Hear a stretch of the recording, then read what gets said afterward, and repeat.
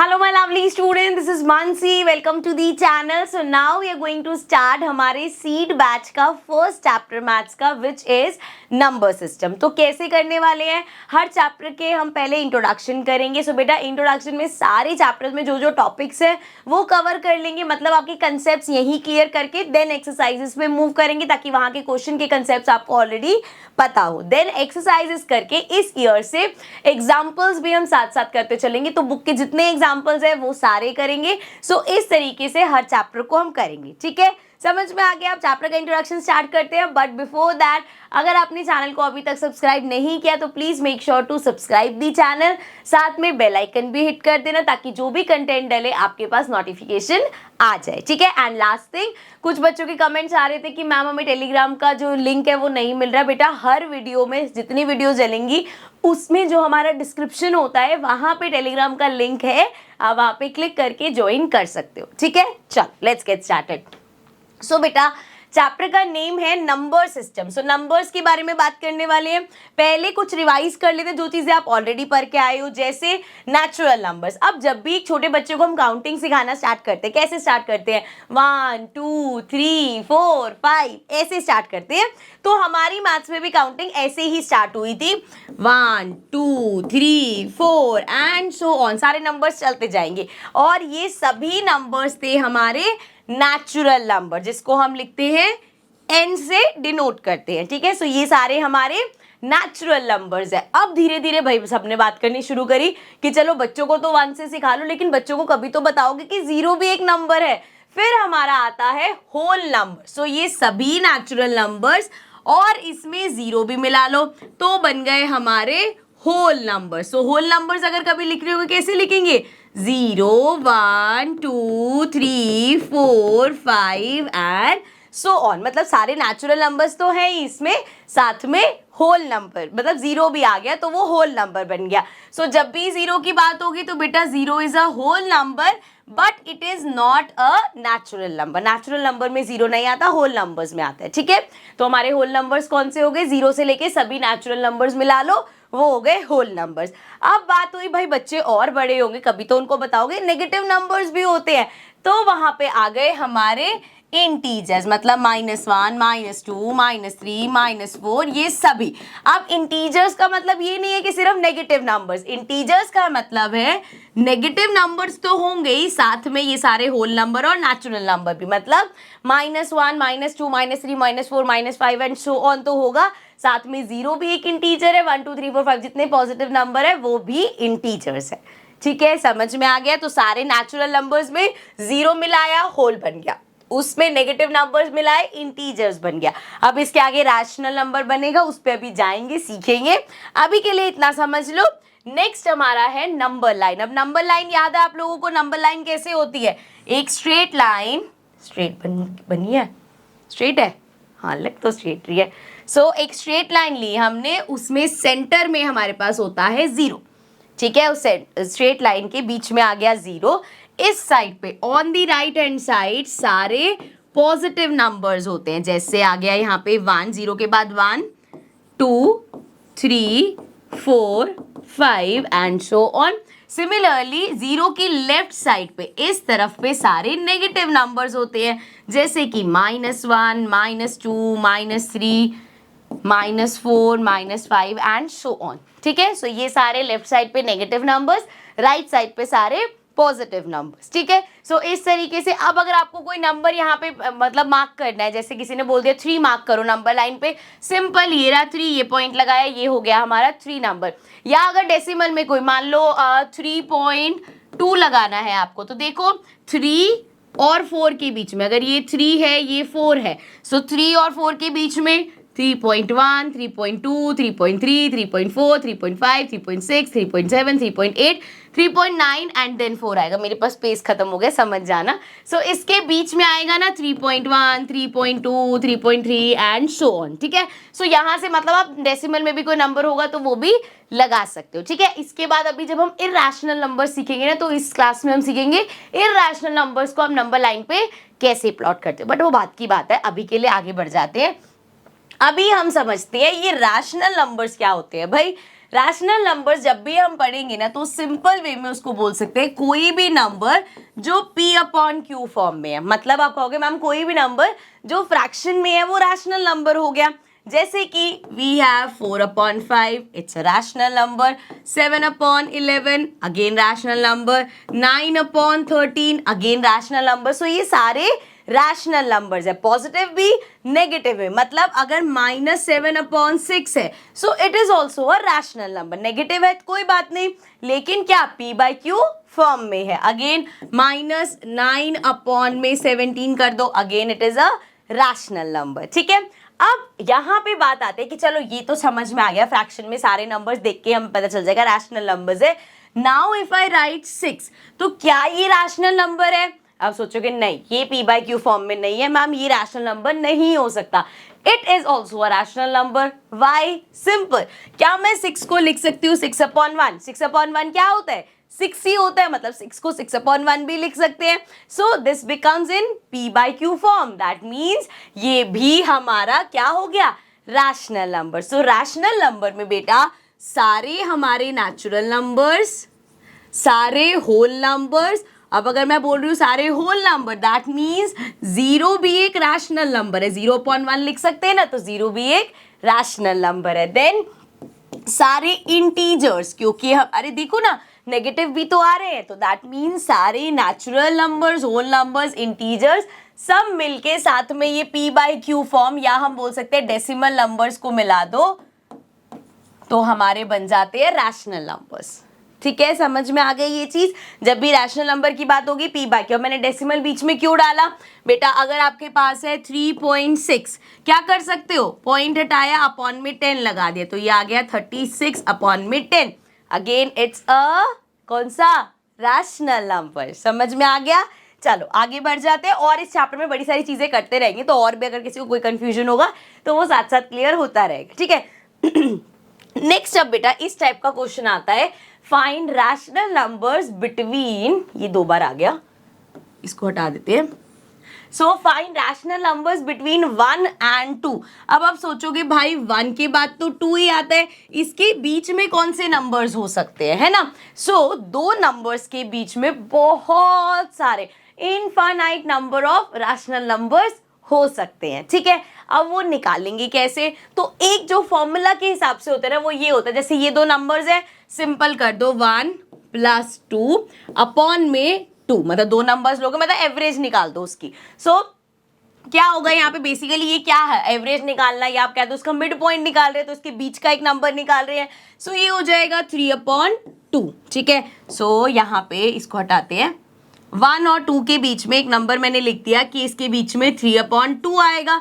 ठीक है, अब अगर एक नंबर निकालना है तो बहुत ईजी है, लेकिन अगर क्वेश्चन में बोल दिया find 5 rational numbers, 5 rational numbers या 10 रैशनल नंबर्स, तो आगे क्या करना पड़ेगा? अब जैसे 1 और 2 के बीच में 3/2 है, देन आप 1 और 3/2 ले लो, 1 + 3/2 अपॉन में 2 कर दो, तो अगेन आपके पास आ जाएगा। बट क्या हो रहा है? ये कैलकुलेशन डिफिकल्ट होती जा रही है। हम कैलकुलेशन डिफिकल्ट नहीं करेंगे, हम एक इजी मेथड देखेंगे, और वो इजी मेथड क्या होगा?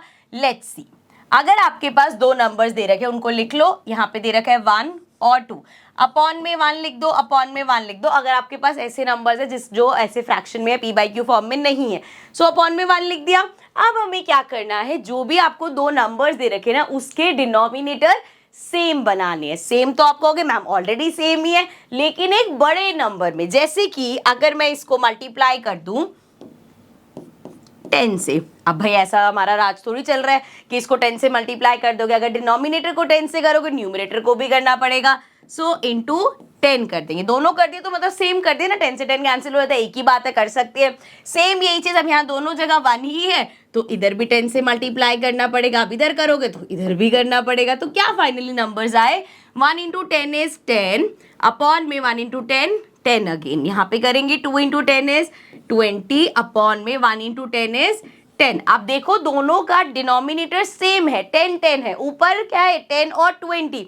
अब इसके बीच के अगर मुझे नंबर्स लिखने हो तो कितने सारे हैं, 11/10, 12/10, 13/10, 14/10, 15/10, 16/10, 17/10, 18/10, 19/10, उसके बाद जाके आएगा ये 20/10। सो मैं कह सकती हूँ 10/10 और 20/10 के बीच में इतने सारे नंबर्स है। और हमसे अगर 5 पूछा है, ये 10/10 और 20/10 एक्चुअल में क्या है, 1 और 2 ही तो है। सो हम ये सारे नंबर्स कह सकते हैं कि ये 1 और 2 के बीच के रैशनल नंबर्स हैं। ठीक है, इससे भी ज्यादा हो सकते थे। कैसे, हमने यहाँ इसको 10 से मल्टीप्लाई किया, अगर मैं इसको 20 से मल्टीप्लाई करती बेटा तो क्या आता, 1 इंटू 20, नीचे 20 हो जाता, 2 इंटू 20, 40/20 आ जाता, और ये हमारा आ जाता 20/20। अगेन दोनों का डिनोमिनेटर सेम है, तो 20 और 40 के बीच में कितने सारे हैं,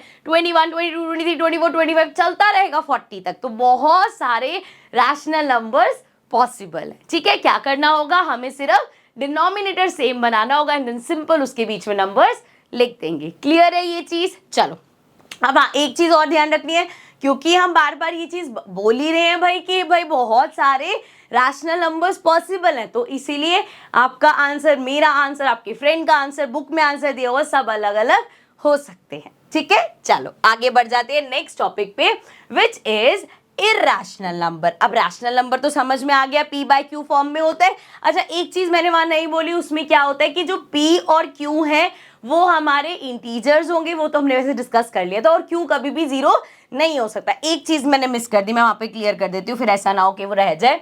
सो जब भी हम रैशनल की बात करेंगे ना बेटा, जब p बाय क्यू बोलते हैं, सो q कभी भी 0 नहीं हो सकता। क्यों, अगर किसी भी नंबर के नीचे 0 है तो वो तो इनफाइनाइट हो गया ना, दैट इज वाई q कभी भी 0 नहीं हो सकता। अब चलते हैं इररेशनल नंबर्स पे। सो इररेशनल नंबर्स की अगर हम बात करें तो वैसे तो उसका कोई रैशनल नंबर से लेना देना नहीं है, लेकिन अभी तक जैसे हम बात कर रहे थे कि नेचुरल नंबर्स हैं, इसमें 0 मिला दिया, होल नंबर्स आ गए, इसमें नेगेटिव नंबर्स मिला दिया, इंटीजर्स आ गए, सॉरी आई नहीं z होता है, हमारे इंटीजर्स आ गए, एंड इसमें सारा मिला के p/q वाले मिला दिए तो रैशनल नंबर्स आ गए। अब इररेशनल नंबर है वो इस ग्रिड से बिल्कुल अलग है। इररेशनल नंबर अपना अलग से यहाँ पे आ जाएगा कि ये इररेशनल नंबर है। ये दोनों ही रियल नंबर्स का पार्ट है, ये भी रियल नंबर्स होते हैं, ये भी रियल नंबर्स होते हैं, बट वो आगे की क्लासेस के लिए छोड़ देते हैं।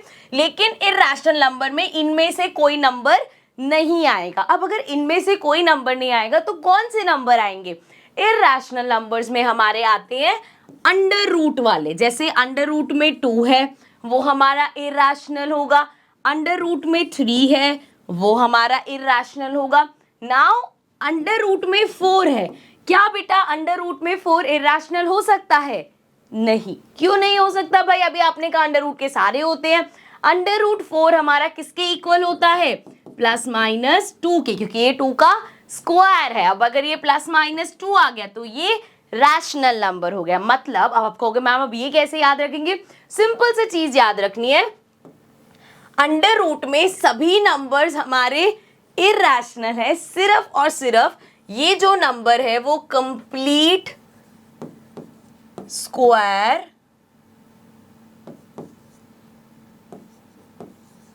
क्या हो गया, सारी स्पेलिंग गलत हो रही है कंप्लीट स्क्वायर नहीं होना चाहिए, क्योंकि अगर वो कंप्लीट स्क्वायर होगा तो वो अंडर रूट से बाहर आ जाएगा। अब कंप्लीट स्क्वायर कौन कौन से होते हैं हमारे, ये देखो जरा, √4 हो गया, ये 2 का स्क्वायर होता है, √9 हो गया, 3 का स्क्वायर होता है, √16 हो गया, 4 का स्क्वायर, √25 हो गया, 5 का स्क्वायर, √36 हो गया, 6 का स्क्वायर, एंड सो ऑन। कोई मतलब जितने भी आपके पास कंप्लीट स्क्वायर्स हैं, मतलब यहाँ पे कोई किसी भी नंबर का स्क्वायर नहीं होना चाहिए, क्योंकि वो रूट से फिर बाहर आ जाएगा। तो एक कंडीशन हमने देख ली कि सारे अंडर रूट वाले नंबर्स इररेशनल होंगे, सिर्फ कंप्लीट स्क्वायर नहीं होना चाहिए वो नंबर। ठीक है, पहली चीज। अब ये हो गए एक टाइप के, ये अंडर रूट वाले हो गए हमारे एक टाइप के irrational number.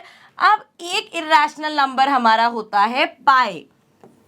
So pi is also an irrational number. Why? Because pi की एक्चुअल वैल्यू, अब देखो ऐसे आप कहोगे मैम 22/7 होता है, तो ये तो कॉन्ट्राडिक्ट कर रहा है. एक आप 22/7 हमारा रैशनल है क्योंकि वो p/q फॉर्म में है, ये आप कह रहे हो इरेशनल है.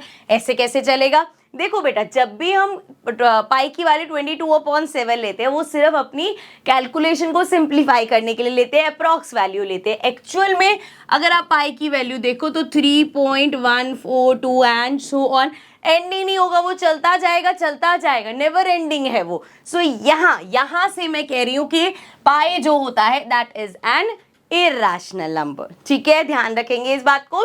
तो अभी रिवाइज करो क्या क्या पढ़ा हमने. इरेशनल नंबर्स में पहले आते हैं अंडर रूट वाले सभी नंबर्स एक्सेप्ट अंडर रूट में कंप्लीट स्क्वायर नहीं होना चाहिए. ठीक है, पहले वो हो गए.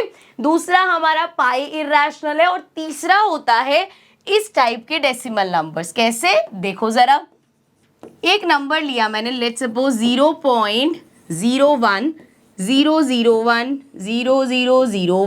00001. अब क्या हो रहा है यहाँ पे? एक तो ये खत्म नहीं हो रहा. पहले थी एक 0, उसके साथ 1, फिर 2 0 1, फिर 3 0 1, फिर 4 0 1, फिर 5 0 1, 6 0 1, फिर 7 0 1.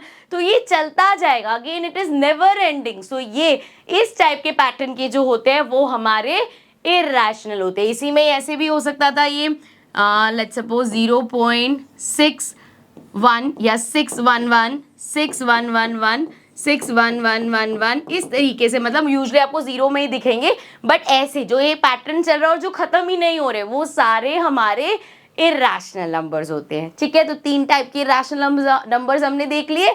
अब चलते हैं अपने नेक्स्ट टॉपिक पे. सो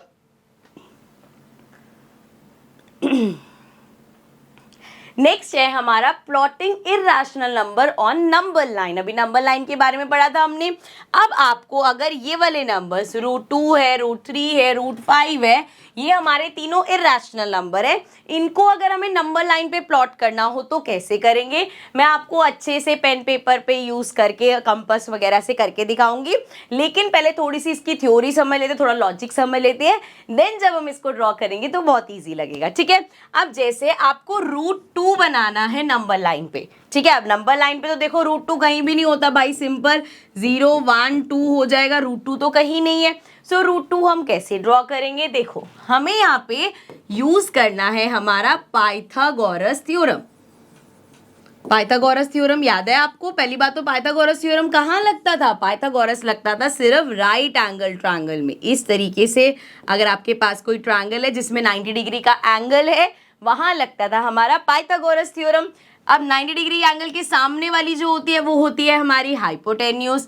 ये जो होता है, मतलब जैसे अगर ये एंगल है तो ये हमारा नीचे वाला बेस होता है और ये वाला परपेंडिकुलर होता है. मतलब 3 चीजें होती हैं हमारे पास, हाइपोटेन्यूज, बेस और परपेंडिकुलर. वहां से हमारी पाइथागोरस थ्योरम आती है. हाइपोटेन्यूज का स्क्वायर इक्वल होता है बेस का स्क्वायर प्लस परपेंडिकुलर का स्क्वायर. ऐसे ही होता है. तो हमें यहाँ पे √2 को इस फॉर्म में लिखना है. अब कैसे लिखेंगे? देखो, नंबर देखो अंदर क्या है, 2 है हमारे पास. 2 को आई कैन राइट 1 + 1, प्लस वाला चाहिए ना कुछ, 1 + 1 लिख सकती हूँ. और क्योंकि मुझे स्क्वायर में लिखना है, सो 1 का स्क्वायर करो वो भी 1 आएगा, प्लस 1 का स्क्वायर करो वो भी 1 आएगा. सो यहाँ पे तो ये आ ही गया b² और p². h² कैसे बनाएंगे? अगर मुझे यहाँ पे √2 के इक्वल चाहिए, इसको अगर मैं यहाँ √2 लिख दूंगी तो ये तो देखो क्या हो जाएगा, 1 का स्क्वायर 1 + 1, ये तो इक्वल है ही नहीं √2 के, मतलब गड़बड़ हो गई. तो हमें इसको कैसे लिखना पड़ेगा? इसको हम ऐसे लिख सकते हैं, इधर √2 लिखो और इसका स्क्वायर कर दो. अब यहाँ पे हो गया h² = b² + p². और इसको अगर हम देखेंगे अब तो √2 का स्क्वायर करोगे तो ये 2 हो जाएगा, और यहाँ पे तो 1 + 1 है ही. सो ये हमारा आ गया ना, 2 = 1 + 1, मतलब 2 = 2 हो गया. सो यहाँ से हमें पता चल गया कि जब भी मुझे √2 प्लॉट करना होगा तो मुझे बेस और परपेंडिकुलर क्या लेना है? 1 और 1 लेना है. तो मतलब अगर ये मेरी नंबर लाइन है इस तरीके से, मैं यहाँ पे रफ समझा रही हूँ, अभी मैं तीनों एक साथ आपको प्लॉट करके दिखाऊंगी. ठीक है, सो यहाँ पे क्या करेंगे हम, जैसे ये 0 है, ठीक है, यहाँ से हमने 1 यूनिट ले लिया. 1 यूनिट आपका 2 सेंटीमीटर ले लो, 3 सेंटीमीटर, 1 यूनिट बोलते हैं उसको हम. सो ये 1 यूनिट ले लिया. ठीक है। अब ये अगर हमने 2 सेंटीमीटर लिए तो यहाँ से भी 2 सेंटीमीटर ही लेंगे। सो ये हो जाएगा अगेन 1 यूनिट। ठीक है, 1 यूनिट ये हो गया, 1 यूनिट ये हो गया। अब ये जो हमारा बन रहा है, देखो ना 1 का स्क्वायर, तो ये क्या बनेगा, √2 बनेगा। तो इतनी कंपास ओपन करते हैं और यहाँ कट लगा देते हैं, जहां पे कट आता है वो हमारा √2 हो जाता है। ठीक है, सॉर्टेड है। अभी करके देखेंगे, बना के देखेंगे और अच्छे से क्लियर हो जाएगा। अब बात करते हैं भाई √3 की, बात करो जरा। सो √3 के केस में क्या होगा, जैसे हमने 2 को लिखा था 1 + 1 तो आराम से मिल गया था हमें। 3 को आई कैन राइट 2 + 1। ठीक है, 2 + 1 अगर मैं लिखूंगी, फिर से स्क्वायर करो। सो यहाँ पे तो 3 लिखना पड़ेगा। 3 का हमें क्या चाहिए, √3 चाहिए, तो इसको लिख देंगे √3 का स्क्वायर। जैसे अभी किए, ये सेम चीज कर रही हूं मैं। ठीक है, अब यहाँ पे अगेन मुझे एक चाहिए 2, एक चाहिए 1, तो 1 का स्क्वायर तो 1 ही होता है, तो सिंपल आ जाएगा। लेकिन अगर मुझे 2 चाहिए तो मुझे √2 का स्क्वायर लिखना पड़ेगा। अब चेक कर लेते हैं जरा। √2 का स्क्वायर 2 आएगा, 1 का स्क्वायर 1 और √3 का स्क्वायर 3, तो आ गया 3 = 2 + 1। ये चीज समझ में आ गई बेटा? अगर यहाँ पे समझ आ गया ये बात, तो अब ये देखो अब कितना सिंपल हो गया। हमें √3 प्लॉट करने के लिए एक √2 लेना पड़ेगा, एक 1 लेना पड़ेगा। अब अगर मैं √2 की बात करूं तो यहां से लेके ये √2 हो गया मेरा, इस पे 1 यूनिट बना लो। अब ये आ जाएगा √3। अगेन कंपास को इतना खोलो, आगे आंक लगाओ, √3 मिल जाएगा। ठीक है, अगेन करके देखेंगे भाई, टेंशन नहीं लो, मैं सिर्फ अभी बता रही हूँ। ठीक है, अब लास्ट आ जाते हैं √5 पे, यहाँ भेज देते हैं। अब देखो जरा, अगर मुझे प्लॉट करना है √5, अब यहाँ पे एक ट्विस्ट आता है। 2 को तो आप 1 + 1 ही लिख सकते थे, 3 को आप 2 + 1 ही लिख सकते थे, लेकिन जब मैं 5 की बात करूं तो 5 को आई कैन राइट 2 + 3। 2 + 3 क्या होता है, 5 होता है।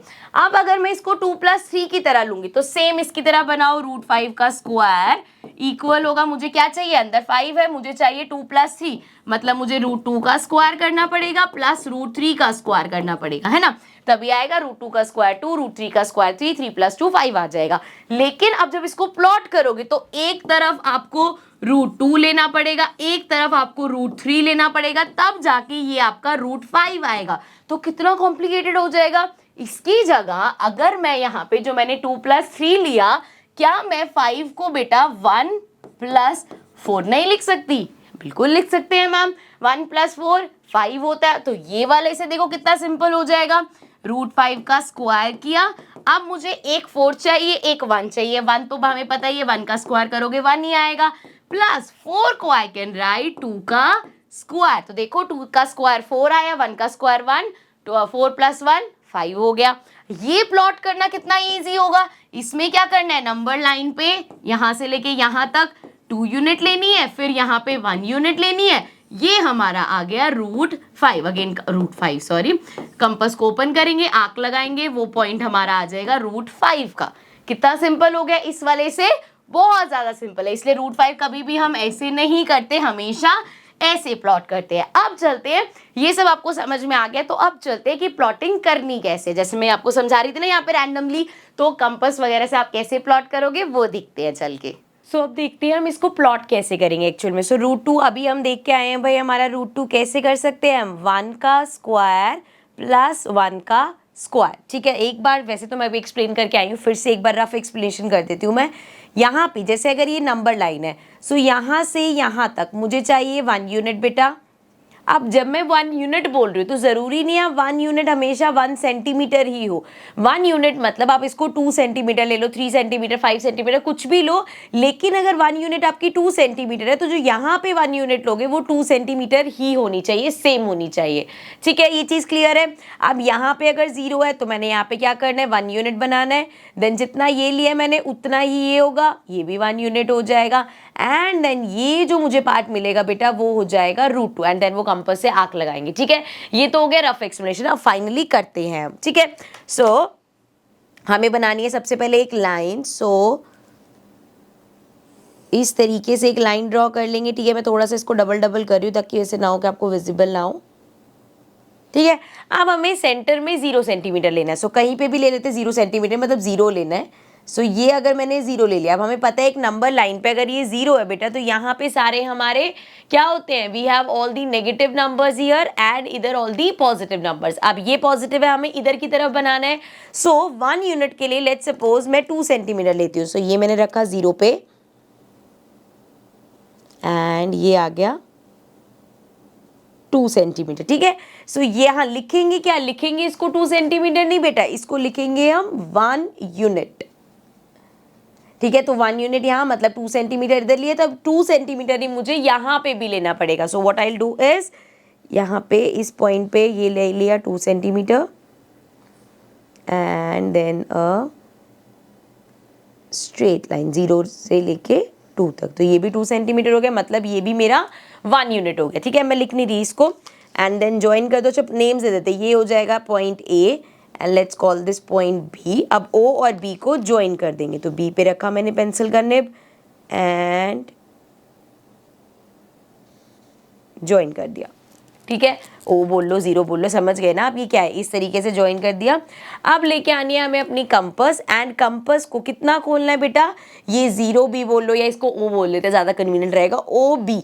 सो एक मैंने पॉइंट रखा ओ पे, so needle is an O point and compass को बी जितना ओपन कर लिया, ठीक है। बी जितना ओपन करके यहाँ पे देखो इसके जितना ओपन किया हुआ मैंने एंड यहाँ पे लाके एक आर्क लगा दी। अब बेटा ये जो मैंने आर्क लगाई है, जिस पॉइंट पे ये आर्क लगी है ना बच्चे, दिस इज √2। सो ये होगा हमारा, यहाँ लिख रही हूँ मैं √2, ठीक है। कई बार गलती ये हो जाती है कि हम ये मार्क करना भूल जाते हैं, इसी को ही √2 लिख देते हैं, हमें नंबर लाइन पे प्लॉट करना है ना बेटा। सो ये √2 होगा, दिस पॉइंट इज √2, ठीक है। क्लियर है। इसी में आगे देखते हैं अब √3 प्लॉट करना। अब अगर मुझे √3 प्लॉट करना है, आई होप ये दिख रहा होगा ना। सो √3 अगेन हम समझ के आए हैं, √2 का स्क्वायर प्लस 1 का स्क्वायर। अब क्योंकि हम इधर ही करें तो ये जो 1 यूनिट है ये भी हमारी कितनी रहेगी, 2 सेंटीमीटर रहेगी। तो चलो एक तो हमें लेना है √2। सो यहाँ 0 से लेके ये हमने √2 प्लॉट किया है। सो यहाँ से लेके यहाँ तक मैं ना ओवरराइट कर देती हूँ इसको ताकि क्लियर रहे। स्टार्ट हम 0 से ही कर रहे हैं बच्चे, 0 से। अब समझ जाना, जब मैं बी और ए बोल रही हूँ तो मैं इसको ओ बोल रही हूँ, अदरवाइज इसको 0 बोल रही हूँ, तो आप समझ जाना, ठीक है। सो यहाँ से लेके जो मैंने √2 वाला पॉइंट बनाया है इसको लेके ओवरराइट कर रही हूँ मैं। रीज़न क्या है बेटा इसका, कि यहाँ से ये जो मेरी लाइन है ये हो गई √2 वाला, मतलब इसका ये वाला पार्ट हो गया। अब यहाँ पे सिर्फ 1 यूनिट बनाना है मुझे, ठीक है। ये गलती नहीं करना कि इधर √2 है यहाँ भी पूरा नंबर √2 ही बनाना है तो कंपास से लग जाओ, नहीं, इधर √2 चाहिए था 1 चाहिए, तो यहाँ से 1 यूनिट बनाना है। 1 यूनिट कितना है हमारा, 2 सेंटीमीटर। सो यहाँ से इस पॉइंट से अगर मैं 2 सेंटीमीटर बनाऊँगी, सो इसको इस तरीके से रखा एंड ऐसे बना दिया, ठीक है। अब बेटा क्लियर है, ये यहाँ इसको नाम दे देते हैं ए बी, इसको कॉल, ये जो पॉइंट है ना इसको मैं नेम दे रही हूँ सी। अब ओ सी मेरा क्या हो गया बेटा, ये है √2 यूनिट एंड ये सी से लेके डी तक सी डी मेरा हो गया 1 यूनिट, ठीक है। अब क्या करना है हमें, डी और ओ को ज्वाइन करना है। सो डी पे पॉइंट रखा मैंने एंड इस तरीके से, क्लियर, कोई दिक्कत नहीं है। अब क्या करना है, यहाँ पे दोबारा से समझो, 0 से लेके यहाँ तक बेटा ओ सी, यहाँ लिखती रहूँ साथ साथ, ओ से लेके सी तक, ओ सी मेरा क्या था बेटा, ओ सी वॉज √2 एंड ये जो मैंने सी डी बनाया है, सी डी मेरा कितना है 1, ठीक है। अब ये और ये, अगर ये √2 है, ये 1 यूनिट है, तो ये ओ डी मिला है मुझे, this O D is nothing but √3, clear. So अब क्या करना है, कंपास को ओपन करना है ओ से डी तक। सो थोड़ा सा ज़्यादा ओपन कर लेते हैं देन क्लोज कर लेंगे। ओ पॉइंट पे रखा एंड देन इसको धीरे धीरे क्लोज करते हुए लाएंगे डी पॉइंट तक, ठीक है। थोड़ा सा शायद ओपन होगा ये, 1 मिनट फिर से कर रही हूँ मैं ताकि वो थोड़ा सा एक्यूरेट रहे।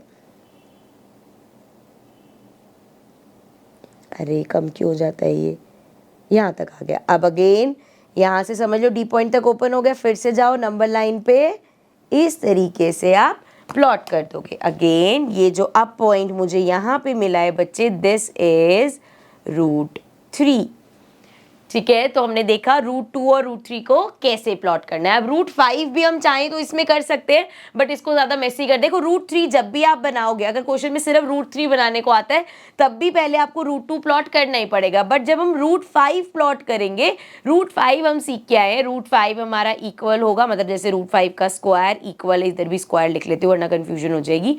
√5 का स्क्वायर बच्चे हमारा इक्वल होता है 2 का स्क्वायर प्लस 2 का स्क्वायर। सो यहाँ पे हमें सिर्फ 2 यूनिट चाहिए, तो एक नए पेज पे चलते हैं, इसको टर्न कर लेती हूँ मैं।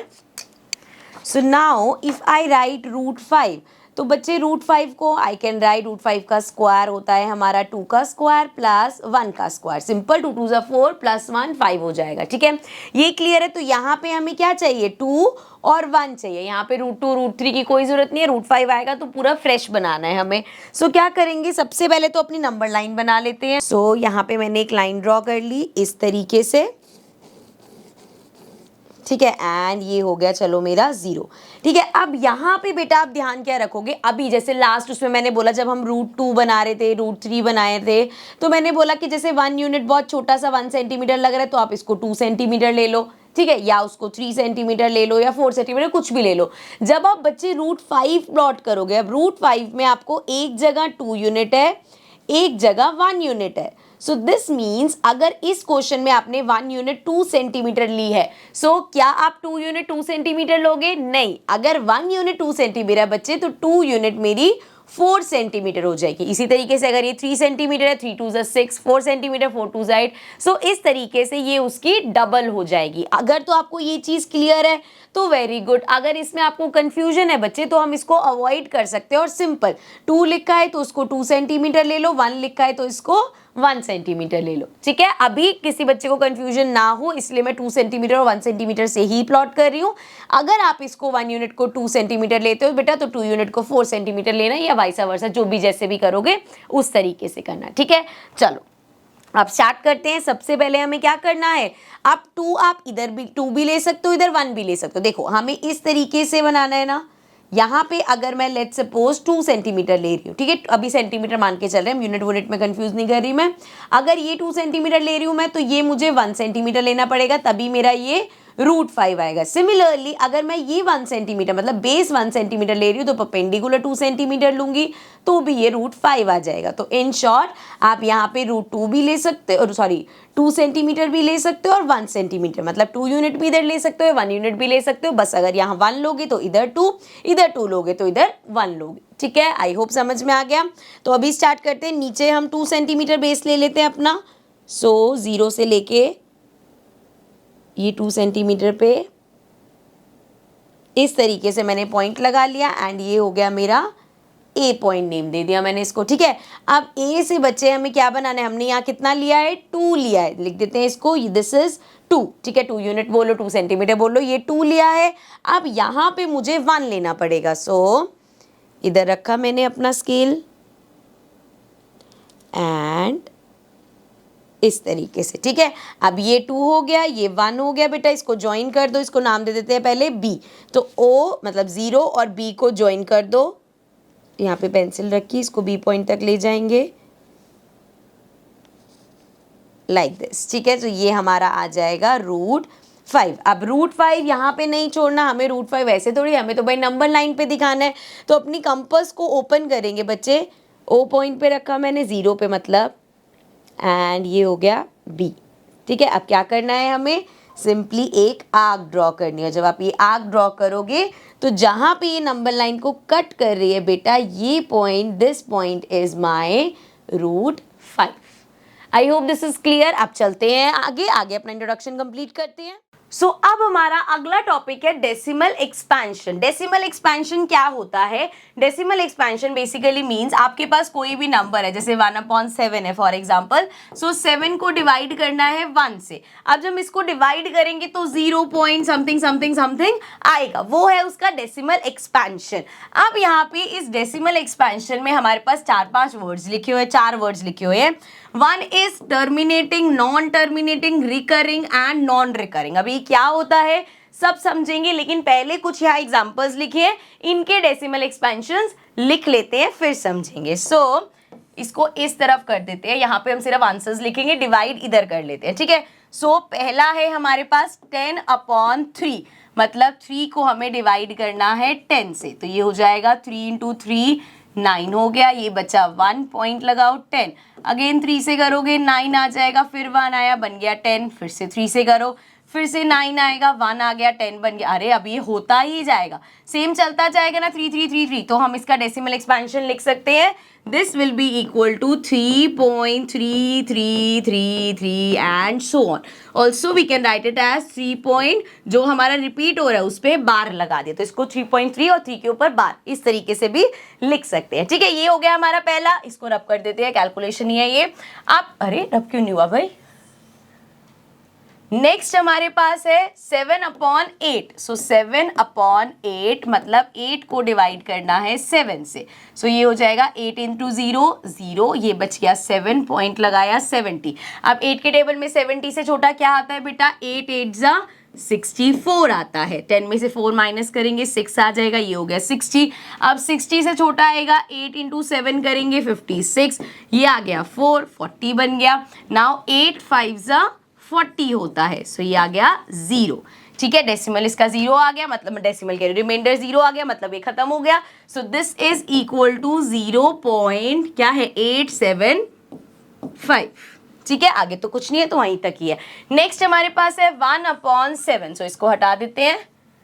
अब 1/7 मतलब 7 को हमें डिवाइड करना है 1 से, सो 7 × 0 0 हो जाएगा, ये आ गया 1 पॉइंट लगाएंगे 10 बन जाएगा, 7 1 7 से करना पड़ेगा, ये आ गया 30। अब 30 से छोटा क्या आता है, 4 से करेंगे 28 आता है, ये हो जाएगा 20। अब 20 से छोटा आता है 2 से करेंगे 14 आ गया, सो अब 20 में से 14 को माइनस करो, ये आ जाएगा 6, मतलब 60 हो गया।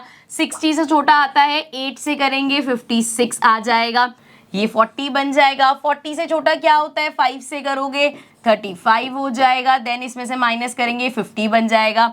थोड़ा सा ऊपर कर लेते हैं, 50 से छोटा क्या होगा, 7 × 7 करो 49 हो जाएगा, ये आ गया 10 आ गया। अब देखो 10 आ गया, फिर से कि यहाँ से शुरू हो जाएगा, मतलब फिर से इसको 1 से करेंगे 7 आएगा, फिर 4 से करेंगे 28, देन 2 से करेंगे एंड सो ऑन, मतलब अब ये आगे रिपीट होने लग जाएगा। So I can write it as क्या है हमारा 0.142857 और फिर ये पूरा रिपीट होता जाएगा, तो इसके ऊपर बार लगा सकते हैं, ठीक है। समझ में आ गया। तो ये तीनों हमने डिवाइड करके देख लिए।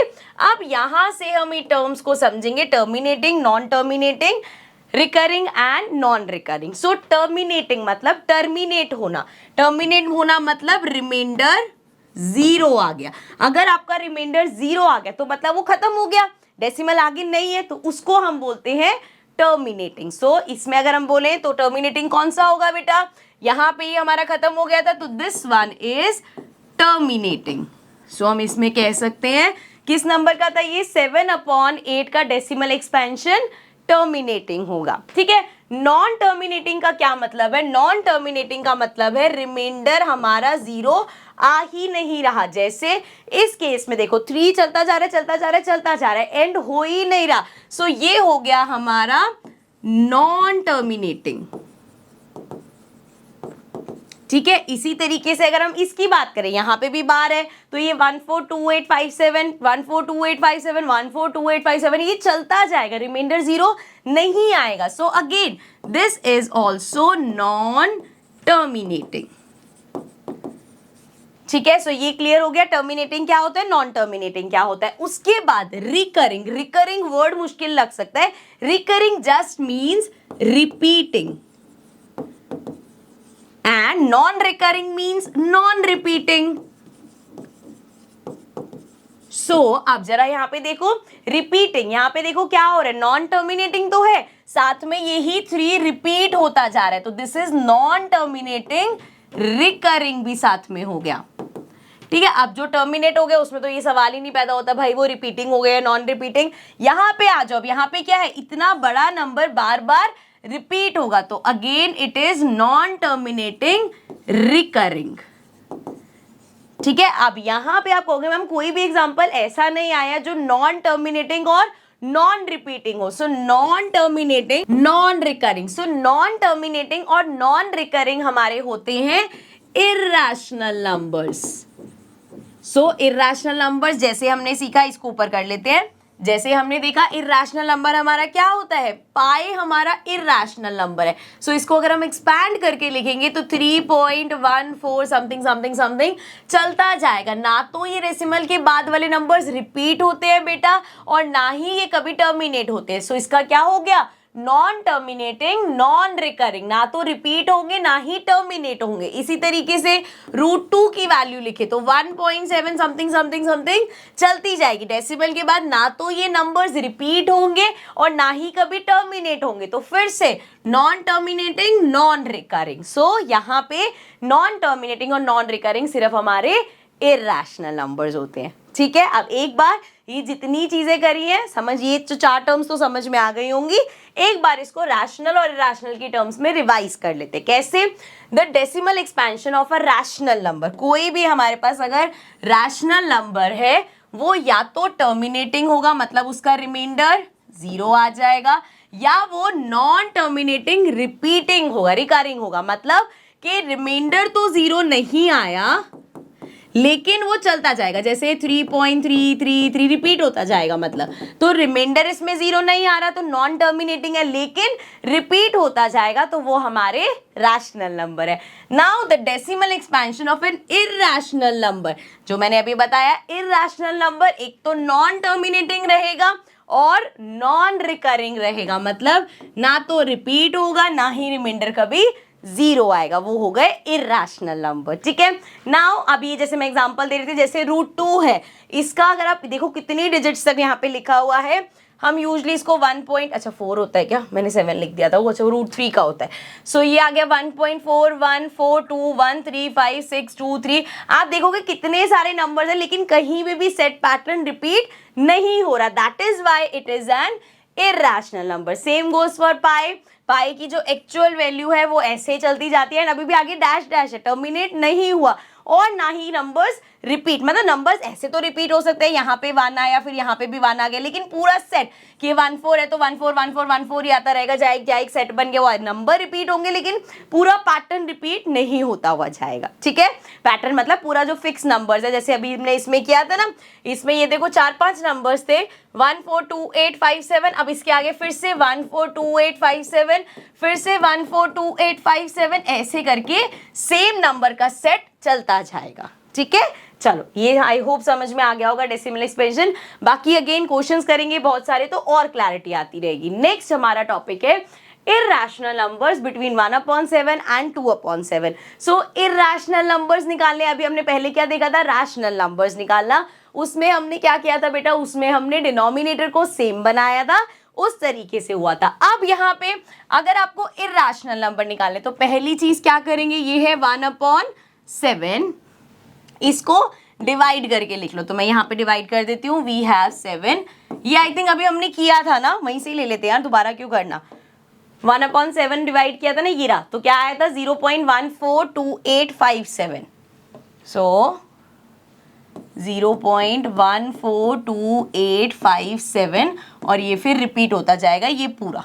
ठीक है, समझ में आ गया ना, तो ये 1/7 हो गया। अब इसी तरीके से हमारे पास है 2/7। सो ये भी देखो डिवाइड करने की जरूरत नहीं है, क्यों, क्योंकि 2/7 को आई कैन राइट 1/7 इंटू 2 है ना, इसको मल्टीप्लाई करो 2/7 आ जाएगा। अब 1/7 की मेरे पास वैल्यू है 0.142857, इसको 2 से मल्टीप्लाई कर दूंगी मैं। सो क्या आएगा मेरे पास, 7 2 14, 5 2 10 11, 8 2 16 17, 2 2 4 5 एंड देन 4 2 8, 2 1 2 और ये आ गया 0। सो यहाँ पे हमारे पास वैल्यू आ गई इसकी 0.285714। अगेन ये पूरा भी रिपीट होता जाएगा। वैसे अगर बार लगा दो, डैश डैश लगाने की जरूरत नहीं है। सो अब यहाँ पे आके सही तो समझ आ गया ना क्या किया है। अगर आप देखो 7 को 2 से डिवाइड करते तब भी आपके पास यही आता, बट अपने सिंपल वे में कर लिया। ठीक है, सो नाउ यहाँ पे अब देखो आपके पास ये दो नंबर्स आ गए। इन दो नंबर्स के बीच में अगर आपको इर्रेशनल नंबर्स निकालने हैं तो आप क्या करोगे, आप हमेशा जैसे ये 0.1 14 0.28, सो ये 14 और 28 पकड़ लो। इसके बीच में क्या क्या हो सकता है, इसके बीच में 15, 16, 17, 18, 19, 20, 21 ऐसे 27 तक हो सकता है, ठीक है। बट ये रैशनल नंबर्स हैं, इरैशनल तो है नहीं, सो हम इनको इरैशनल बना देंगे। कैसे, जैसे 15 लिया तो 0.150 लिख दो, 1500, 150000, 150000। समझ आया, इस पैटर्न में हमने देखे थे ना कि रैशनल नंबर्स होते हैं। सो एक इरैशनल नंबर ये हो गया। अगेन इसके बीच में और देखो हमारे पास, जैसे हमने 19 ले लिया, सो 1900, 190000, 190000, 190000 एंड सो ऑन। सो क्या करा हमने, ये 14 और 28 के बीच में नंबर्स ले लिया एंड उससे इरैशनल नंबर्स बना दिए। So now we can say कि ये दो इरैशनल नंबर जो हैं वो 1/7 और 2/7 के बीच में आते हैं, ठीक है। इस टाइप के एक्सरसाइजेस में भी क्वेश्चंस करेंगे हम, तो और क्लैरिटी हो जाएगी। चले नेक्स्ट क्वेश्चन पे, नेक्स्ट टॉपिक पे, सॉरी। सो नेक्स्ट टॉपिक है हमारा ऑपरेशंस ऑन रियल नंबर्स। मतलब बेसिकली यहाँ पे अभी हम क्या डिस्कस करेंगे, बाकी ऑपरेशंस क्या होता है, अच्छा मैं पहले वो आगे का बाद में बताऊंगी। ऑपरेशंस क्या होता है, प्लस करना, माइनस करना, मल्टीप्लाई करना, डिवाइड करना, ये सारे हमारे ऑपरेशंस हो गए भाई। अब यहाँ पे रियल नंबर्स की बात कर रहे हैं। जब हम रियल नंबर्स बोलते हैं ना, पहले तो स्ट्रेट लाइन बना लूं मैं, जब भी हम रियल नंबर्स अरे एक तो स्ट्रेट लाइन नहीं बनती, बेटर। सो जब भी हम रियल नंबर्स बोलते हैं तो इसमें हमारे सभी नंबर्स आते हैं, मतलब सारे नेचुरल नंबर, होल नंबर, आपके integers, rational numbers, irrational numbers, सब आते हैं रियल नंबर्स में। अब भैया बाकी सारे जो हैं होल नंबर्स या नेचुरल नंबर्स, 4+7 करना आता है आपको, अगर फ्रैक्शन में भी है 4/8 + 6/7 सब आता है। रैशनल नंबर्स कोई प्लस माइनस मल्टीप्लाई डिवाइड करना आता है। सो यहाँ पे जो हम बेसिकली सीखेंगे वो है इरैशनल नंबर्स को कैसे प्लस माइनस मल्टीप्लाई डिवाइड वगैरह करते हैं, ठीक है। सो जैसे अगर आपके पास है 6 + √2, अब एक हमारे पास यहाँ पे क्या है, रैशनल बोल रहे हैं, नेचुरल नंबर है, और एक इरैशनल, √2 इरैशनल नंबर है, तो बेटा इनको आप प्लस कर ही नहीं सकते, ठीक है। आप हमेशा कैसे नंबर्स को प्लस कर सकते हो, अगर आपके पास है 6√2 + 3√2, सो आप इसको कर सकते हो, क्योंकि √2 सेम है, 6, 7, 8, 9, तो ये 9√2 आ गया। जैसे x होता है 6x + 3x करना है, तो आप कर सकते हो ना उस तरीके से। अगर आपके पास इस तरीके से हो 7√3 + 5√2, आप इसको भी प्लस नहीं कर सकते, क्योंकि यहाँ पे √5 है, यहाँ पे √2 है। सो मतलब same goes for minus also, अगर माइनस भी करना है तो ये वाला सेम होगा। अब ये कैसा हो गया, जैसे 7x प्लस आपको बोल दिया 5y, अगेन अलग हो गए ना, xy हो गए, तो आप इनको प्लस नहीं कर सकते ना, उसी तरीके से आप इसको भी प्लस नहीं कर सकते। तो मतलब जब आप प्लस माइनस कर रहे हो, अगर ये रूट, अंडर रूट में जो नंबर है वो सेम होगा, तभी वो प्लस या माइनस हो सकता है। जैसे 9√3 - 3√3, अब यहाँ पे √3 है, तो 9 में से 3 माइनस कर दो, 6√3 आ जाएगा, ठीक है। तो प्लस माइनस कब होगा, जब आपके पास रूट में जो नंबर है वो सेम होगा। I hope this is clear. चलो अब बात करते हैं मल्टीप्लाई डिवाइड। अब मल्टीप्लाई में ऐसा कोई रूल नहीं है, अगर आपके पास है √3 इनटू में √2 करना है, सिंपल, 3 2 6 होता है, लेकिन रहेगा रूट के अंदर ही। सो 3 2 6 किया, लेकिन रूट में √4, अच्छा 4 तो नहीं लेंगे हम, रैशनल नहीं है, √3 इनटू √7 करना है, अगेन रूट अंडर रूट में ही रहेगा, 7 3 क्या हो जाएगा 21, तो ये अंडर रूट 21 आ जाएगा, ठीक है। क्लियर यहाँ तक। सिमिलरली अगर डिवाइड करना है, सो आपके पास है 6√3 अपॉन में 7√3, तो क्या होगा, √3 से √3 कट हो जाएगा, ये आ जाएगा 6/7।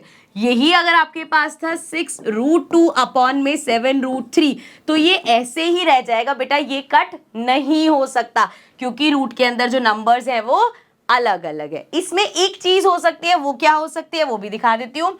जैसे आपके पास ऊपर है √15 और नीचे है √3, अब यहाँ पे कुछ पॉसिबिलिटी है क्या, देखो अभी हमने देखा कि अंदर को हम इसको √15 क्या होता है, बेसिकली 15 हमारा 5 3 15 होता है, तो मैं इसको लिख सकती हूँ √5 इंटू √3, क्योंकि अभी हमने देखा ना ये मल्टीप्लाई तो ऐसे हो सकते हैं, 5 3 15, अंडर रूट में 15 आ जाएगा, तो मतलब अंडर रूट 15 को मैं √5 इंटू √3 लिख सकती हूँ। अब अपॉन में √3, अब ये तो सेम हो गया ना, तो ये इससे कट हो जाएगा और आंसर √5 आ जाएगा।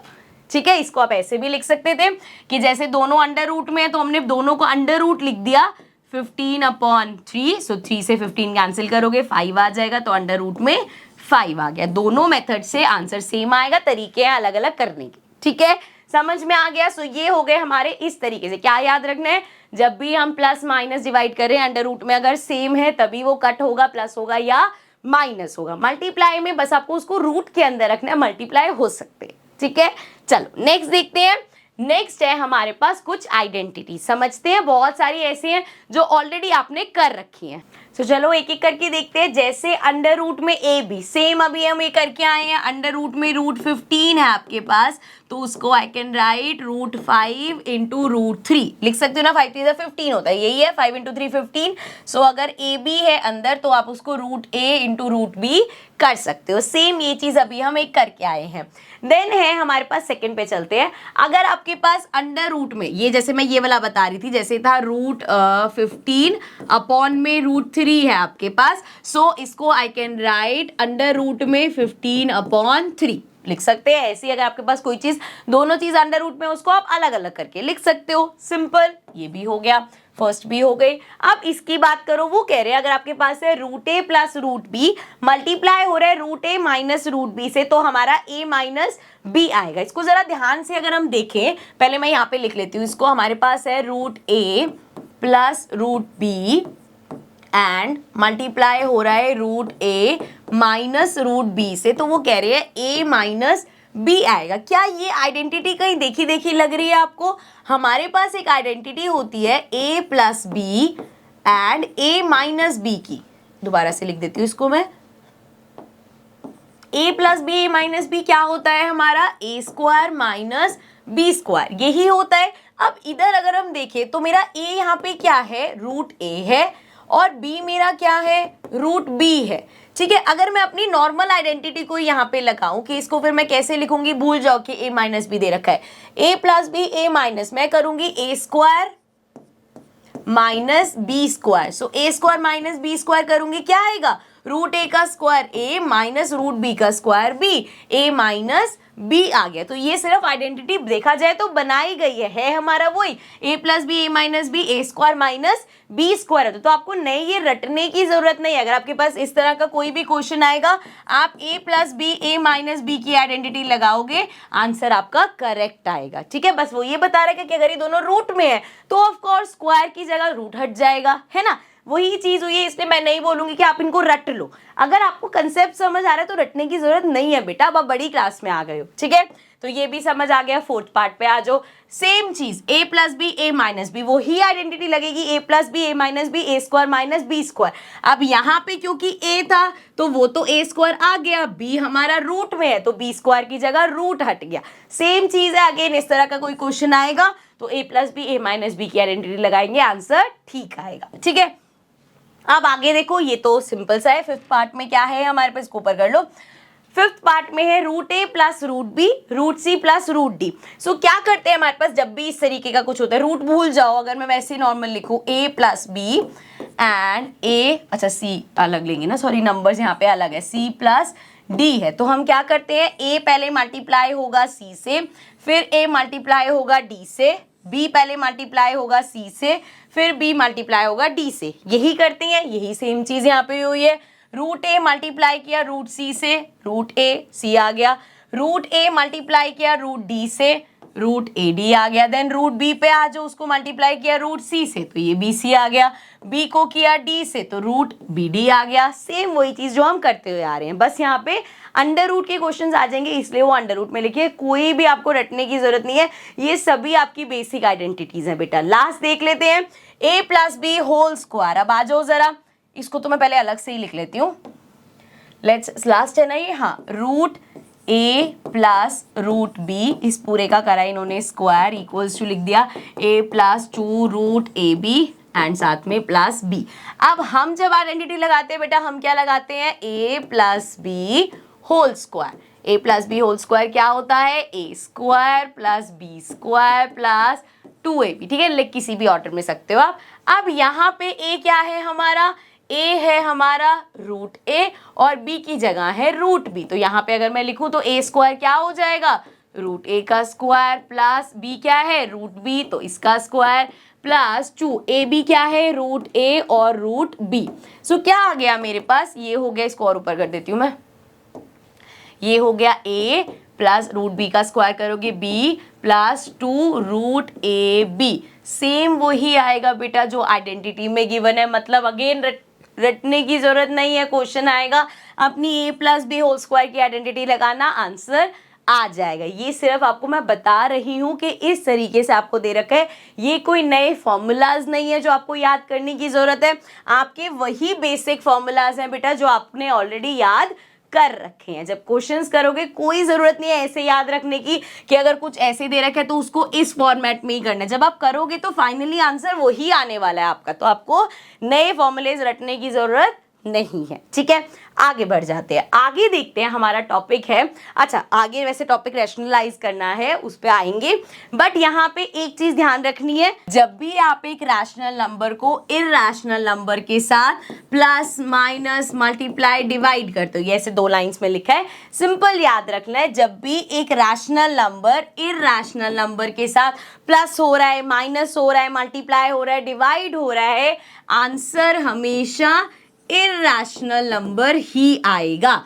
जैसे कि अगर आपके पास है 2 प्लस रूट 2, अब हम इसको प्लस नहीं कर सकते, ये हम डिस्कस करके आ चुके हैं, लेकिन ये हमारा 2 रैशनल नंबर है, रूट 2 इरैशनल नंबर है, तो हम ये बोल सकते हैं कि इनका जो आंसर होगा वो एक इरैशनल नंबर होगा, मतलब एक रैशनल नंबर और एक इरैशनल नंबर चाहे प्लस हो, माइनस हो, मल्टीप्लाई हो, डिवाइड हो, आंसर हमेशा इरैशनल आएगा। एंड अगर एक इरैशनल नंबर दूसरे इरैशनल नंबर के साथ प्लस हो रहा है, माइनस हो रहा है, मल्टीप्लाई हो रहा है, डिवाइड हो रहा है, तो आंसर इरैशनल या रैशनल आ सकता है। जैसे कि अब आपको रैशनल कैसे आ सकता है, अगर मेरे पास है 6 रूट 7 अपॉन में रूट 7, अब 6 रूट 7 बेसिकली इरैशनल है, तो ये पूरा इरैशनल नंबर हो गया, ये भी इरैशनल नंबर है, लेकिन अगर मैं इसको डिवाइड करूं तो यहाँ पे क्या हो जाएगा, ये कैंसिल हो जाएगा, तो क्या बचा 6 बचा, और 6 मेरा रैशनल नंबर है। तो हमने क्या सीखा, एक बार रिवाइज कर लो, एक रैशनल नंबर और एक इरैशनल नंबर को अगर आप प्लस कर रहे हो, माइनस कर रहे हो, मल्टीप्लाई कर रहे हो, डिवाइड कर रहे हो, तो आंसर हमेशा इरैशनल आएगा। लेकिन अगर एक इरैशनल नंबर को आप दूसरे इरैशनल नंबर के साथ प्लस माइनस मल्टीप्लाई डिवाइड करो तो आंसर इरैशनल या रैशनल दोनों आ सकता है। ठीक है, गॉट इट। चलो आगे बढ़ जाता है, ये कहाँ यूज होगा, आपसे क्वेश्चन दिए जाएंगे, इस तरीके से क्वेश्चन दे दिया, बताओ कि इसका आंसर जो है रैशनल होगा या इरैशनल होगा, तो हम ऐसे ही बताएंगे कि भाई एक रैशनल नंबर है, दूसरा इरैशनल है, दोनों प्लस हो रहे हैं, आंसर इरैशनल आएगा। ठीक है, चलो आगे बढ़ जाते हैं। नेक्स्ट है हमारे पास रैशनलाइज द डिनोमिनेटर। इसका क्या मतलब है, इसका मतलब ये है कि जब भी आपके पास नीचे डिनोमिनेटर में इरैशनल नंबर है तो उसको हमें रैशनलाइज करना पड़ता है। जैसे कि, और करते कैसे हैं ये भी देख लेते हैं। जैसे यहाँ एग्जांपल है 1/√5, अब डिनोमिनेटर में इरैशनल नंबर है तो इसको यहाँ पे डिनोमिनेटर से इरैशनल नंबर हटाना है, तो उसको बोलते हैं रैशनलाइज करना डिनोमिनेटर को। कैसे करेंगे, जो भी आपके पास डिनोमिनेटर में है ना, आप वो मल्टीप्लाई कर दोगे न्यूमिनेटर के साथ और डिनोमिनेटर दोनों के साथ, इस तरीके से मल्टीप्लाई कर दोगे। अब देखो √5 × 1 करेंगे, ये आ गया √5, एंड √5 × √5 करोगे, क्या आएगा बेटा 5 आएगा, √5 × √5 इज 5, ये तो पता है ना भाई। सो ये आ गया हमारा, आप देखो डिनोमिनेटर हमारा 5 आ गया। अब यहाँ पे डिनोमिनेटर में इरैशनल नंबर नहीं है, इसको बोलते हैं रैशनलाइज करना। अब जैसे ये तो सिंगल था, इसी तरीके से अगर हमारे पास होता 1/ यहाँ पे है 2 + √3, फिर से वही करेंगे मल्टीप्लाई, डिनोमिनेटर को मल्टीप्लाई करना है न्यूमिनेटर और डिनोमिनेटर से, लेकिन जब भी यहाँ पे बीच में प्लस माइनस आ जाएगा तो साइन चेंज हो जाता है। मतलब क्या होगा, मल्टीप्लाई 2 - √3 अपॉन में 2 - √3। समझ में आया क्या किया, 2 + √3 था, 2 - √3, 2 - √3 हो गया। अब इसका आंसर देखो कितना सिंपल निकलेगा, 2 - √3 को 1 से मल्टीप्लाई करोगे क्या आएगा, 2 - √3 आएगा। नीचे आपको लगेगा अरे ये तो बड़ा कॉम्प्लिकेट हो गया, हमें क्या करना पड़ रहा है, 2 प्लस रूट 3 को मल्टीप्लाई करना पड़ रहा है 2 माइनस रूट 3 से। मतलब पहले 2 को इससे 2 से करोगे, फिर 2 को रूट 3 से करोगे, फिर रूट 3 को 2 से करोगे, फिर रूट 3 को रूट 3 से करोगे, है ना। क्या इतना लंबा करना पड़ेगा, क्यों करना पड़ेगा भाई, सिंपल देखो ना, आइडेंटिटी लग रही है, a plus B A minus B, A plus B minus B क्या होता है, A square minus B square. So क्या हो जाएगा यहाँ पे, ए स्क्वायर मतलब 2 का स्क्वायर माइनस बी स्क्वायर मतलब रूट 3 का स्क्वायर। सो ये हमारे पास आ जाएगा 2 माइनस रूट 3 अपॉन में 2 का स्क्वायर 4 माइनस रूट 3 का स्क्वायर 3। सो ये आ गया 2 माइनस रूट 3 अपॉन में 4 माइनस 3 1 हो गया। मतलब आंसर क्या आया, 2 माइनस रूट 3। तो इसको हमने रैशनलाइज किया तो ये आंसर आ गया। डिनोमिनेटर तो 1 ही आ गया, तो बेसिकली हम कह सकते हैं डिनोमिनेटर से इरैशनल नंबर हट गया। ठीक है, आई होप समझ में आ गया होगा। और मुझे ये भी पता है वीडियो काफी लेंथी हो गई है, but don't worry, last topic आ चुका है हमारा। This is going to be the last topic and it is laws of exponents of real numbers. अब ये एक्सपोनेंट्स क्या होते हैं, सिंपल वर्ड में बोले जैसे 6 रेज टू द पावर 4, सो इसको क्या बोलते हैं, 6 की पावर 4 एक्सपोनेंट है ये बेसिकली। ठीक है, अब इसके कुछ रूल्स हैं, मतलब ऐसे जो पावर वाले नंबर्स हैं उनको प्लस माइनस मल्टीप्लाई डिवाइड करना है तो कैसे करेंगे। देखो यहाँ पे जैसे है a raise to the power m into में a raise to the power n, इसको मैं नंबर्स की फॉर्म में लिखूंगी, ज्यादा अच्छे से समझ आएगा। जैसे अगर आपके पास है 2 raise to the power 4 multiply, dot का मतलब multiply 2 raise to the power 3। So इसको अगर आपको सॉल्व करना है, यहाँ पे 2 रेज टू द पावर 4 है बेटा, यहाँ पे 2 रेज टू द पावर 3 है, लेकिन बेस क्या हो गया, देखो जैसे 2 रेज टू द पावर 4 है तो इसको हम बोलेंगे दिस इज बेस एंड ये हमारी पावर हो गई। ठीक है ना, सो बेस यहाँ पे सेम है, ये भी 2 है ये भी 2 है, तो हम क्या कर सकते हैं, सिंपली यहाँ लिखेंगे 2 और जो पावर्स हैं वो प्लस हो जाएंगी। अगर ये मल्टीप्लाई हो रहे हैं, सो ये मल्टीप्लाई हो रहे हैं तो पावर्स प्लस हो गई, 4 प्लस 3 हो जाएगा, विच मीन्स ये हो जाएगा 2 and 4 5 6 7, so 2 raise to the power 7 answer आ जाएगा। ठीक है, सेम यही चीज में अगर हम पहले इसको डिवाइड वाला देखते हैं, मल्टीप्लाई देखना तो पहले डिवाइड देखेंगे फिर उधर चलेंगे। अगर आपको करना है इसको डिवाइड, मतलब 2 raise to the power 4 upon में 2 रेज टू द पावर 2 ले लेते हैं। चलो अब ठीक है, 2 raise to the power 4 2 raise to the power 2, again base same है, ये सेम है, पावर्स अलग है, एक 4 है एक 2 है और इसमें हमेशा m बड़ा होना चाहिए। सो क्या होंगी, पावर्स सब्ट्रैक्ट हो जाएंगे। जब मल्टीप्लाई हो रहा है तो पावर्स प्लस हो रही हैं, जब डिवाइड होगा तो पावर्स सब्ट्रैक्ट हो जाएंगे, मतलब 4 माइनस 2 हो जाएगा। सो ये आ गया 4 में से 2 गया 2 का square, this is the answer. ठीक है, ये चीज समझ में आ गई। अब होता है हमारे पास कभी कभी आएगा पावर की भी पावर, मतलब आपके पास नंबर 4 था उसका स्क्वायर और साथ में उसका भी क्यूब। तो अब क्या हुआ, एक नंबर की पावर उसकी भी पावर, सो ये क्या हो जाएगा, ये हमारा हो जाएगा 4 और ये पावर्स मल्टीप्लाई हो जाएंगी बेटा। सो ये क्या हो जाएगा, 3 2 6, तो ये आ गया 4 रेज टू द पावर 6। ठीक है, समझ में आ गया। नेक्स्ट हमारे पास है फोर्थ पार्ट में a raise to the power m और b raise to the power m, मतलब इसको अगर मैं लिखूं, सो 2 का स्क्वायर मल्टीप्लाई हो रहा है 5 के स्क्वायर के साथ। अब यहाँ पे क्या हुआ बेटा, हमारा बेस चेंज हो गया, ये नंबर 2 है ये नंबर 5 है, बेस चेंज हो गया, लेकिन इसमें पावर सेम है, इसकी पावर भी 2 है इसकी पावर भी 2 है। तो अगर आपके पास बेस अलग हो गया लेकिन पावर सेम है तो क्या करेंगे, सिंपल दोनों की पावर 2 है, यहाँ लिख दो क्या हो रहे हैं मल्टीप्लाई, तो 2 5 10, तो ये आ गया 10 का स्क्वायर। आई नो देख के लग रहा होगा मैम ये सब कैसे याद होगा, बट ट्रस्ट मी बहुत इजी है। क्वेश्चंस करोगे लगेगा अरे ये तो बड़ी इजी चीज थी, तब लग रहा था इतना मुश्किल है। जब आप क्वेश्चंस की प्रैक्टिस कर लोगे ना तब आपको ये सब याद भी हो जाएगा और बहुत इजी भी लगेगा। अब जैसे यहाँ पे फिफ्थ पॉइंट इसमें है नहीं, लिखा नहीं हुआ, मैं लिख देती हूँ।